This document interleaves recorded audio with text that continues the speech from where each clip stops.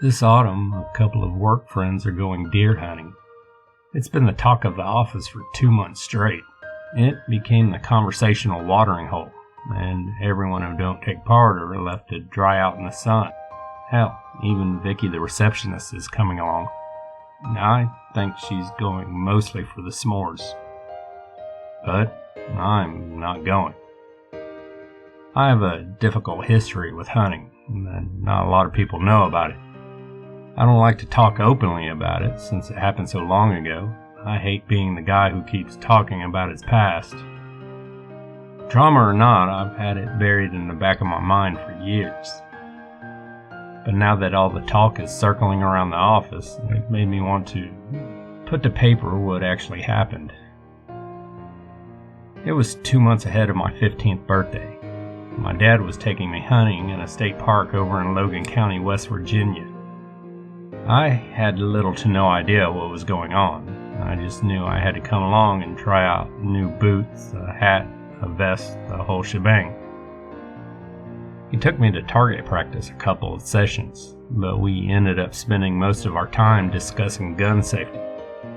I was very anti-gun back then. I suppose I still am, but for different reasons. Still, I wanted to spend time with him. Dad had been sick, on and off work for a long time following an accident. He had just started to properly recover. This would be the first outing in almost 2 years. The whole family was excited for it. Again, for different reasons. It was an early September morning when we set out. Mom waved goodbye from the kitchen window. Dad had packed enough stuff to cover us for a whole week, but we were only going away for the weekend. We pulled into a drive-thru, got some lunch, and met up with his hunting buddies. There was Cisco, a man in his late 50s, mostly worked in accounting and had no concept of how to speak at an appropriate volume. Then there was Abe. He was in his mid-40s, and he had some relation to Cisco, but I never really understood the nature of it. I think Cisco was married to his older sister. Finally, there was Hugo. He was new at Dad's job and just kind of wanted to belong somewhere. The guy was quiet as a mouse and had this intense raccoon-like face. It was a long trip. I was on co-pilot duty, meaning I was to respond to any texts and provide snacks to the driver, and, of course, in charge of keeping the music going. It was exactly what I wanted out of that trip. The hunting itself wasn't that important. It was nice to just see him happy again. This was his element, something he had done with his dad that he was now doing with me. We were the last to arrive. Cisco and Abe had packed enough for a small company of soldiers, while Hugo barely had anything at all. Dad parked, shut the music off, and from that point on it was all business. I wasn't that amped about it. We double-checked our equipment and set out due west. Cisco and Abe took point, with the rest of us following in line. I zoned out for most of it, to be honest. I drowned myself in music and texting. Dad was busy talking to his hunting buddies, and Hugo wasn't much company anyway. We went deeper and deeper into the park. I didn't even realize until 3 hours in that I didn't have the slightest idea of where we were. We had followed so many off-paths that I could have ended up anywhere. It was somewhere around lunch when we decided to make camp. My feet were already sore from the new boots. Cisco gathered rocks for the campfire while Dad and Abe started to plot out where to go next. It was decided that we were splitting up into 2 teams. I was going with my dad, Abe went with Hugo, and Cisco went on his own. He was by far the most experienced of us, and we all knew that there'd be nothing caught if he went with someone in a duo. The man just couldn't control his voice. I jumped every time he laughed.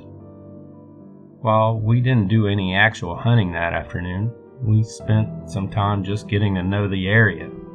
I had no idea what to look for, but Dad kept pointing at things, telling me how close we were, and how these were telltale signs. I couldn't really follow, but I tried to be supportive. I hadn't seen them enthused about something in a long time. We ended up looking across a clearing somewhere around dinner time. Dad had this can of Vienna sausages that we shared. On the far side of the field was a thin stream running along the tall grass. "That's where we'll spot him in the morning," he said. "Guaranteed." We spent the rest of the day trekking along the edges of the field, trying to find a good spot. We ended up making a dig on the eastern side so we wouldn't get the morning sun in our eyes. We made a wind shelter from pine branches and moss, leaving space for both of us, shoulder to shoulder. And heading back to camp, we went through our checklist of gun safety protocols again, and again, and again. As we did, there was a loud bang, somewhere off in the distance. We both stopped. We knew the others had brought their guns along, but had they already found something? Improbable. Dad put a hand on my chest, signaling me to stop. "Could be others," he said. "Gotta stay on your toes." We all met up at base camp. Dad went around asking the others which one was the mysterious shooter, but no one fessed up. Could have been anyone, really. Abe and Hugo had split up to check different areas, and Cisco was off on his own. I figured it was Hugo that fired a shot accidentally and didn't want to make a scene. He kinda had the look of it. At night, they all shared some hunting stories, mostly Cisco. He went on and on about hunting alligators from a riverboat, how we wouldn't believe the size of those things, and how they were big enough to swallow a man's torso in a single bite. When that stopped impressing us, he went on to talk about sport fishing, Atlantic yellowfin tuna. 1,400 pounds, he chuckled. 1,400 damn pounds. You could feel the weight of the thing just standing next to it. I turned in early that night. Dad got me my own tent, so I spent most of the time watching stuff on my cell phone. We had chargers and stuff, solar, but I hadn't bothered to unpack it. Once the batteries ran out, I just lay there on my back, waiting for sleep to come. It was a shitty and surface level sleep, at best. I'd accidentally set the tent up on some kind of root, leaving me with a bruise on my right shoulder.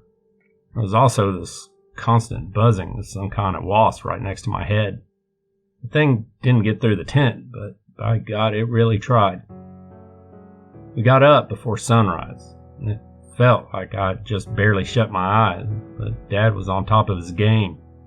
He was bouncing between tents, humming, and double-checking not only his own equipment, but everyone else's. The whole morning was basically just my dad trying to get us excited. Hell, even Cisco was tired enough to shut up for a few minutes. We had breakfast, went over our plans, and got into our gear. It was game time. The sun wasn't even up yet. I was half asleep all the way there, and I almost tripped twice, but Dad pressed on. He ping-ponged between us hurrying up and staying quiet. It was weird seeing him do all the talking. It was usually the other way around back home. We got to our makeshift shelter and made ourselves comfortable.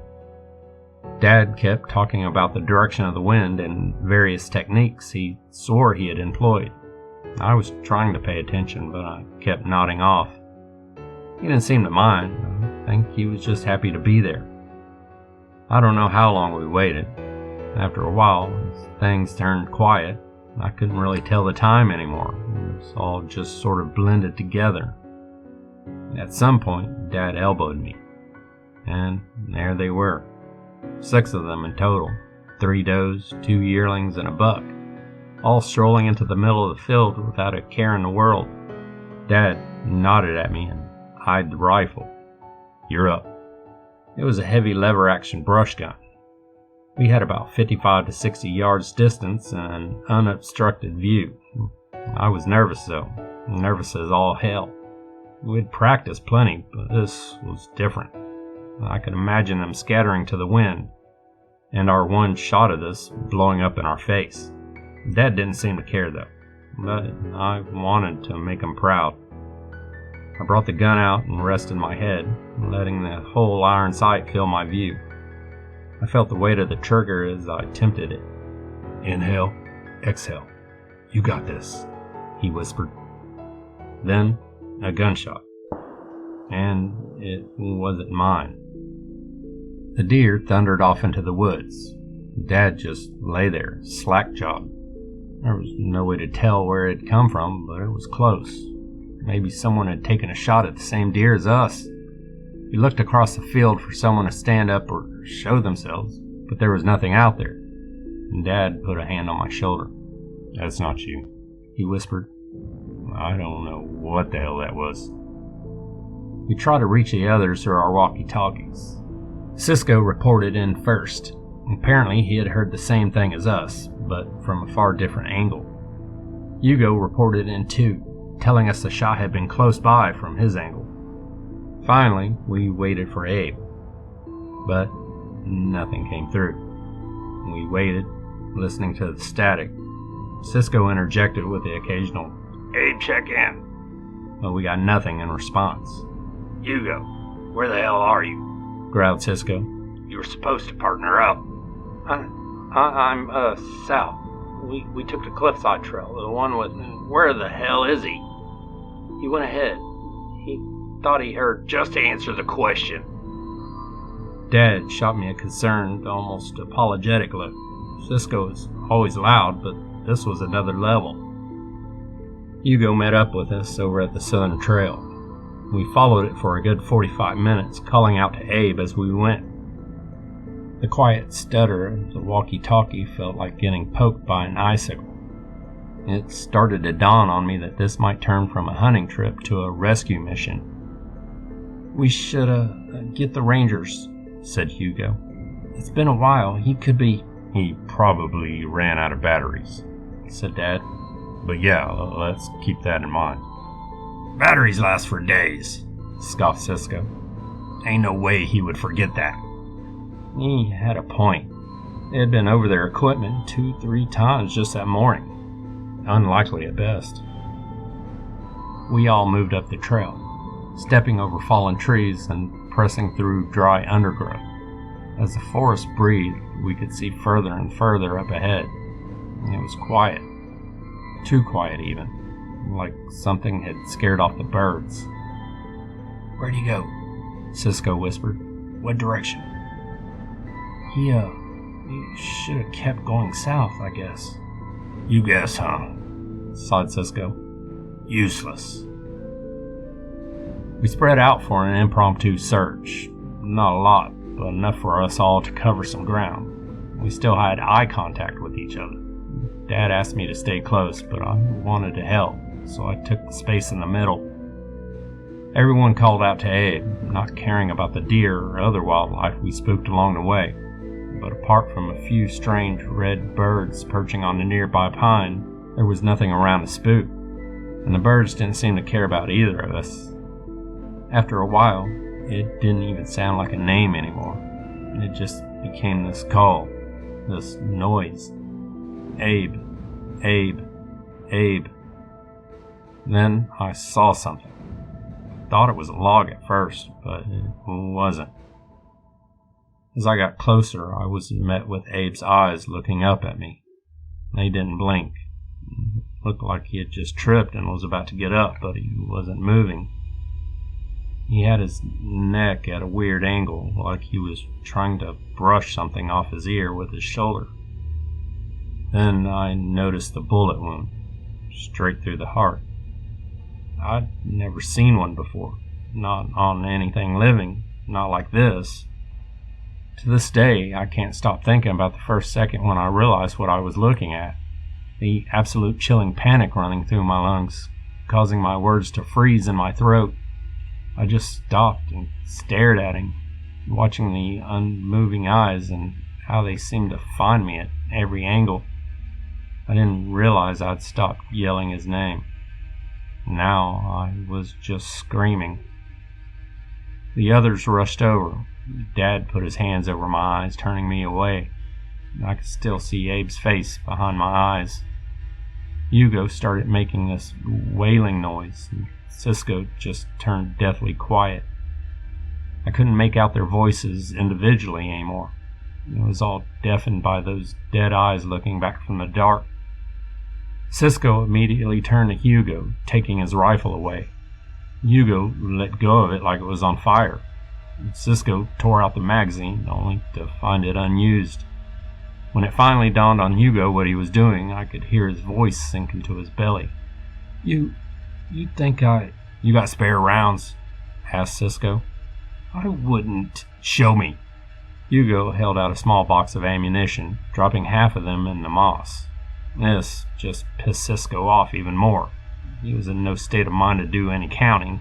Dad tried to call 911 but couldn't get through. We were too remote and his phone was about a decade old. He wanted to try mine, but I'd forgotten to charge it from the night before. Finally, Hugo gave up his phone and stepped back, holding up his hands like he was being arrested. Cisco was losing his mind, stomping back and forth, growing louder and louder with every step.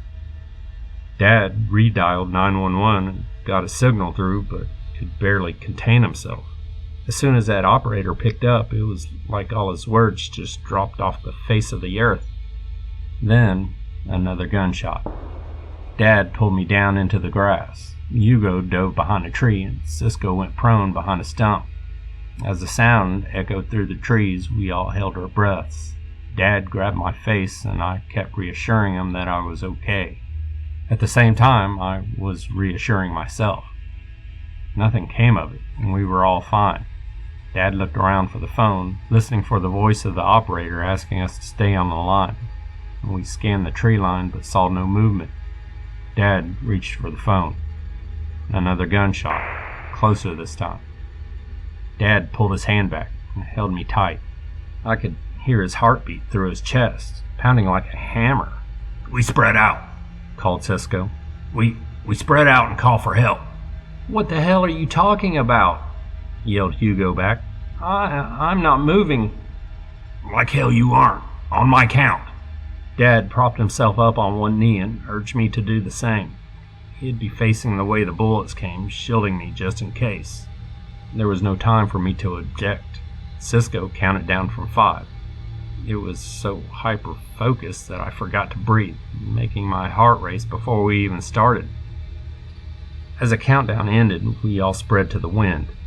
Dad and I burst into a sprint towards base camp while Hugo went north. Cisco headed south, further up the hills. We kept our heads low, praying to God we wouldn't trip on anything. I have never, ever ran that fast in my life. Just thinking about it elevates my blood pressure.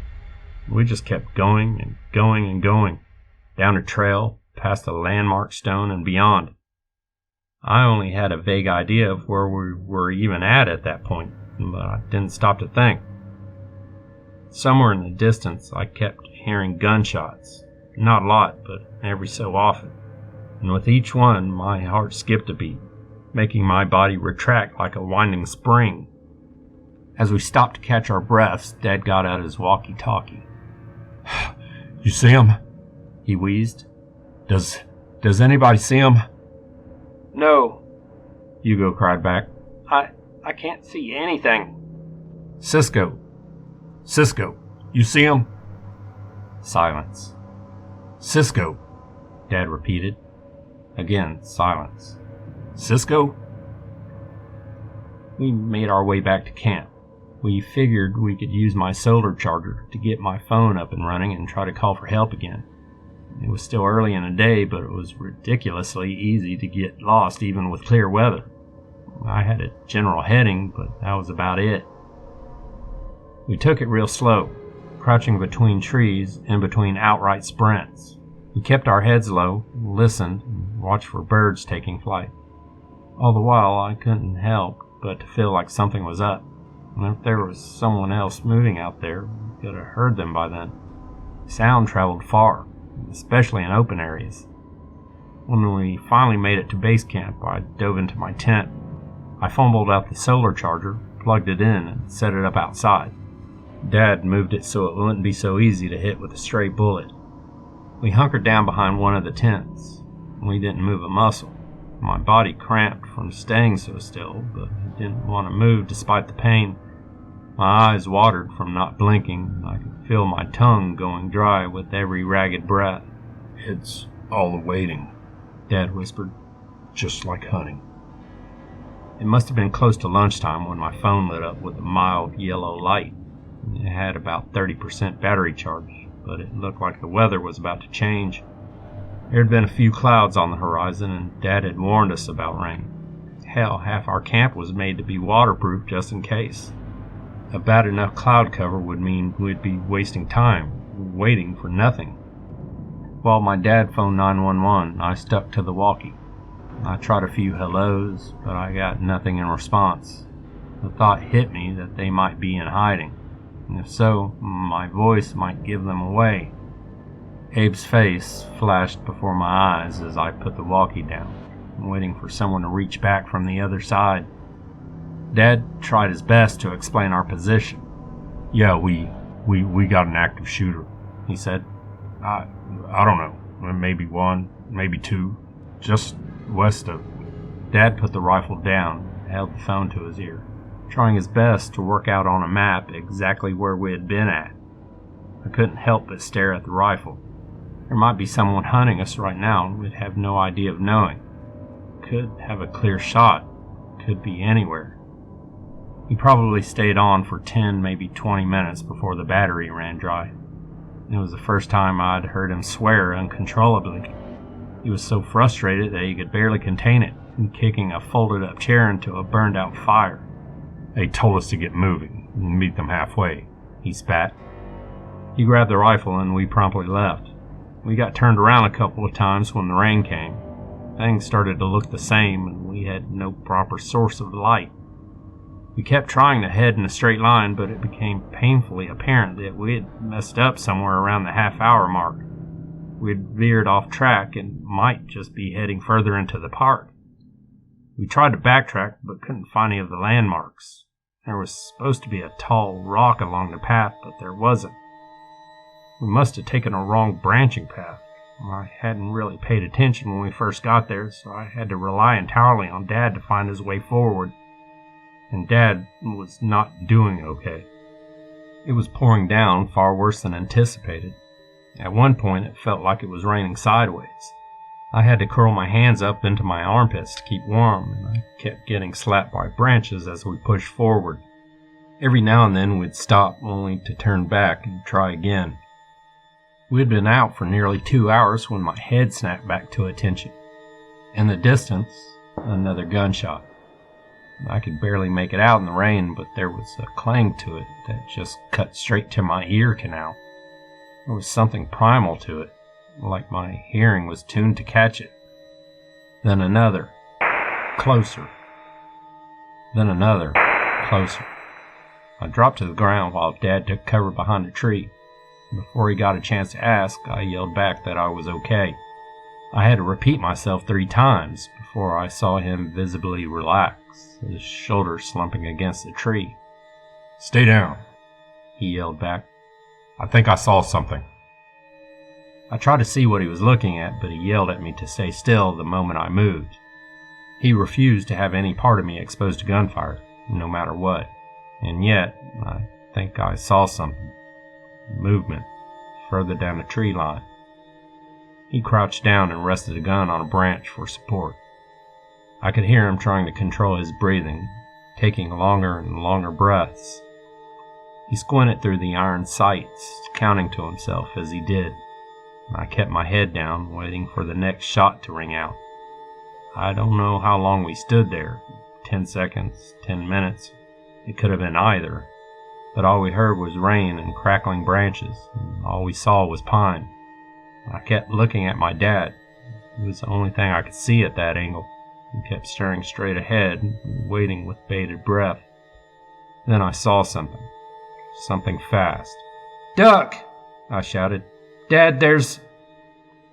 I haven't seen anything like it ever since. It was tall and had this strange green tint to it. Bipedal, but not like a person. At least 6'7", wide-set legs with long arms that scraped across the forest floor. A single finger on its right hand was longer than my entire forearm. Its head had a shape like a thorn bush, with little blinking appendages all along what should be the scalp. It twitched forward, and as it did, The long finger snapped straight through the tree where my dad was taking cover, causing another sound of gunfire to rattle through us, this one right next to us, deafening me. I saw something explode out of the other side of the tree as the force burst straight through the trunk, blasting Dad's face with something akin to shrapnel. And he threw himself backwards, covering his bleeding face and dropping the rifle. It circled around him in the sort of a crab walk, raising its long finger like a scorpion's tail. I grabbed the rifle, swung it around, and did as I'd been instructed. Down the iron sight, exhale. This time I didn't hesitate, and as a real gunshot rung out, the creature reeled back. Every little white slit along its head, opening and closing, blinking in unison.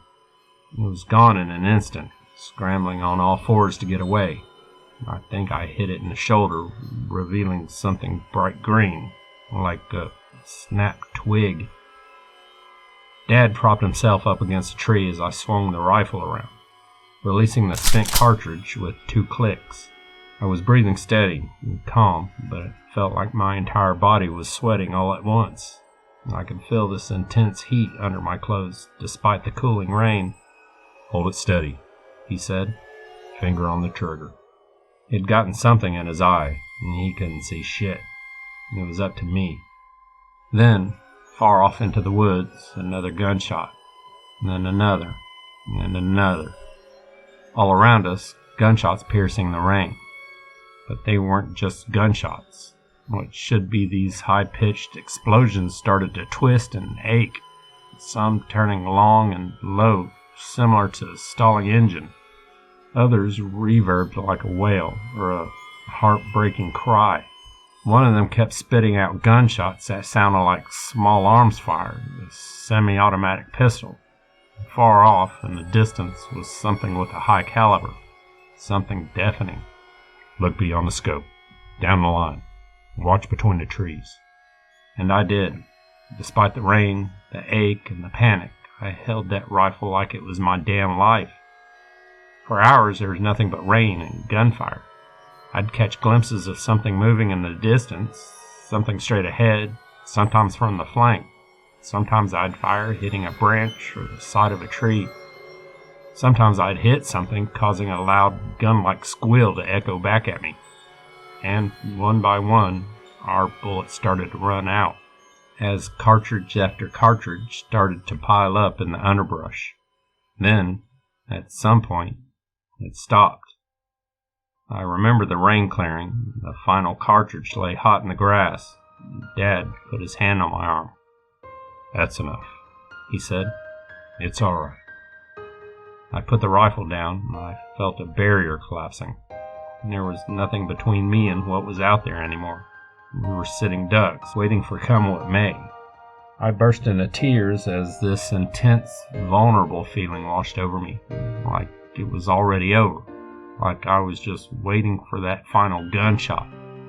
Just one, and that'd be all. But it never came. Instead, we saw the forest rangers. Maybe they hadn't been that far away to begin with. In the aftermath, we found that both Cisco and Hugo had made it out. Cisco had dropped his walkie as he ran, but had taken shelter in a fishing cabin. Hugo had kept moving in a wide half circle, making his way back to his camouflage shelter. But Abe? Yeah, he didn't make it. They called it a hunting accident, but could never pinpoint it on a single individual. Dad was beyond himself, questioning each and every decision down the line. He questioned the fact that none of the Rangers had heard the gunfire to begin with, and there was no way they hadn't. I've since heard all kinds of stories coming from the same area. Seemingly random gunfire scaring off the deer seems to be a common theme. A lot has happened since those days. I still keep a gun for protection, and my dad lost most of his vision on his one eye. He's still around, but we don't really talk about it anymore. We've never really gone back there. We've never heard of anyone else seeing them either. Honestly, I don't really want to know. And nowadays, we stick to fishing.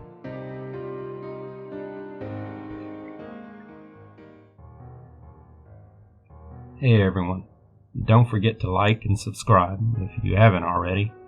Thanks for listening and have a very good evening.